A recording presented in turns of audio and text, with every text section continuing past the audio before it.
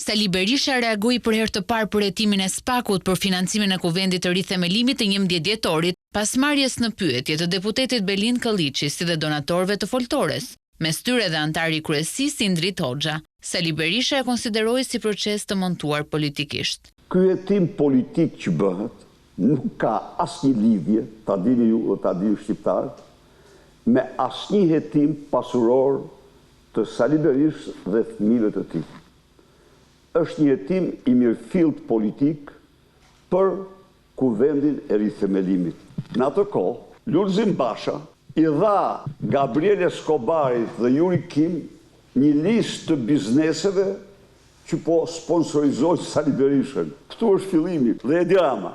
Dhe ata filluan të thrasin një nga një biznesmen, të cilët s'kishin dhënë kurrë dhe s'kisha kërkuar kurrë një qendar. Fondet e atij që njihet si kuvendi i stadiumit, mbajtur 5 vite më parë, po kaloi në sitën e prokurorisë së posaçme antikorrupsion. Por sa ka kushtuar eventi që riktheu Sali Berishën në krye të Partisë Demokratike? Asnjë shifër nuk kam parasysh.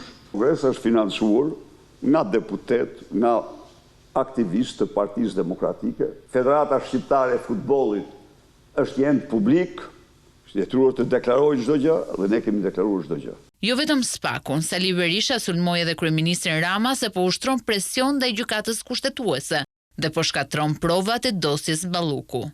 Intimidohen dhe thirren si në zyrat policisë sekrete, punojës të administratës të cilët ose duhet ndryshojnë dëshmitë e tyre ose nuk duhet dëshmojnë apo të thonë ato që porositen. Presioni jashtëzakonshëm bëhet mbi gjykatën kushtetuese. Sali Berisha i kërkoi Edi Ramës dorëheqje nga posti i kryeministrit.